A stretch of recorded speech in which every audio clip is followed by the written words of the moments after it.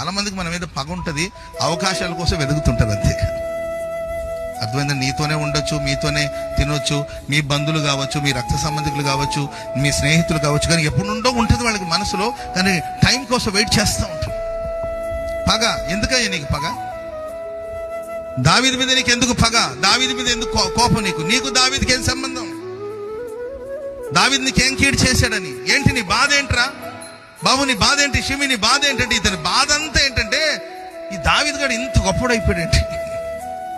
కొంతమంది ఉన్నారండి, కష్టపడితే ఎవరినైనా దేవుడు ఆశీర్వదిస్తాడు.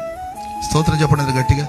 శ్రమపడే మనసు, చేసే పనిని ఏంటండి నైపుణ్యత కలిగి చేయాలి, జ్ఞానంగా పని చేయాలి, వివేకంగా పని చేయాలి, శ్రమపడి పని చేయాలి, ఒళ్ళు దాచుకోకుండా పని చేయాలి. ఇచ్చిన పనిని మనం శక్తి లోపం లేకుండా చేస్తే ఆకాశమందున దేవుడు పక్షపాతం లేకుండా ఏ కులమైనా, ఏ మతమైనా, ఏ గోత్రమైనా, ఎవరైనా కానీ ఆశీర్వదించడానికి ఆయన శక్తి గల దేవుడు, సమర్థుడైన దేవుడు. స్తోత్రం చెప్పండి గట్టిగా.